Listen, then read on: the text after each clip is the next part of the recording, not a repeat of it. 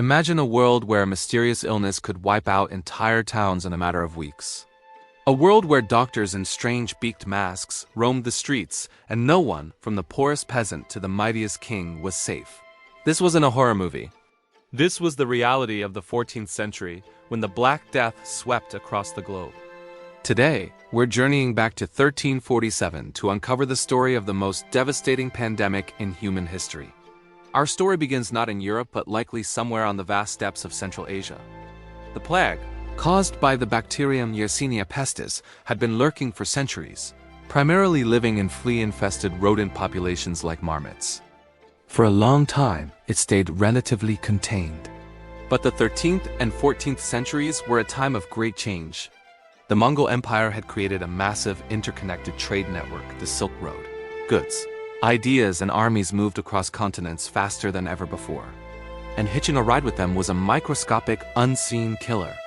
By the 1340s, the plague had reached the Crimea, a peninsula on the Black Sea. In the port city of Kaffa, a tense standoff was underway. The city, run by Italian merchants from Genoa, was under siege by the Mongol Golden Horde.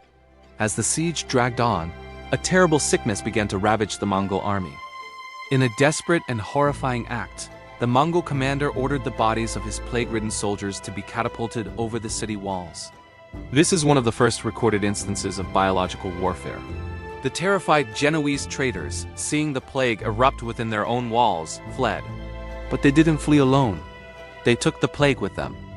In October 1347, 12 Genoese galleys pulled into the Sicilian port of Messina. The people of Messina gathered at the docks, but what they saw was a vision from a nightmare. Most of the sailors aboard were either dead or gravely ill, covered in black boils that oozed blood and pus. These boils, called buboes, gave the disease its name, the bubonic plague. The Sicilian authorities quickly ordered the death ships out of the harbor, but it was too late. The plague was already ashore. From Messina, it spread like wildfire. Rats, common on all ships and in all medieval cities, carried the infected fleas, which then jumped to humans. The disease was terrifyingly swift. Victims would develop a fever, chills, and fatigue. Then, the signature buboes would appear in the groin, armpits, or neck. Internal bleeding would cause large black spots to form under the skin, which is how it earned its even more sinister name, the Black Death. For most, death would come within 2 to 7 days. And it wasn't just one type of plague. The pneumonic form attacked the lungs and could be spread simply by coughing, while the septicemic form infected the bloodstream, killing victims in a matter of hours, sometimes before any symptoms even appeared. From Italy, the plague moved relentlessly. It hit France, Spain, and North Africa. By 1348, it had crossed the English Channel and arrived in England. By 1349, it was in Germany and Scandinavia. And by 1351, it had reached the far corners of Russia. No place seemed safe. The medieval world was completely unprepared. Doctors had no idea what caused it.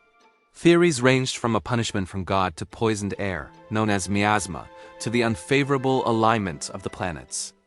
Desperate people tried desperate cures. They would lance the buboes, practice bloodletting, or burn aromatic herbs to purify the air. Groups of flagellants emerged, wandering from town to town, whipping themselves in public as a form of penance, hoping to appease God's wrath. But of course, none of this worked. Society began to break down. Parents abandoned their sick children. Priests refused to give lost rites. Entire villages were deserted. The sheer scale of death was unimaginable. In many places, there weren't enough healthy people left to bury the dead, and mass graves were dug. It's estimated that the Black Death killed between 30% and 60% of Europe's population, that somewhere between 75 and 200 million people worldwide. Think about that for a second. In just a few short years, up to half the people were gone. But humanity, as it always does, endured. And the world that emerged from the shadow of the Black Death was a profoundly different one. With so many workers gone, the old feudal system began to crumble. Peasants and laborers who survived found their skills were in high demand. They could demand higher wages and better conditions, leading to a shift in power and paving the way for the end of serfdom in many parts of Europe. The immense loss of life also spurred innovation in medicine and public health, as people began to understand the importance of sanitation and quarantine. It was a brutal, terrifying lesson, but one that ultimately reshaped the course of Western civilization, leading to the social and economic changes that would help usher in the Renaissance. The Black Death stands as a stark reminder of our vulnerability to disease, but also of our incredible resilience in the face of catastrophe. Thank you so much for watching. If you found this journey into the past interesting, please hit that like button and subscribe for more deep dives into history.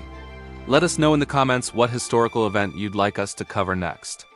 Until then, stay curious.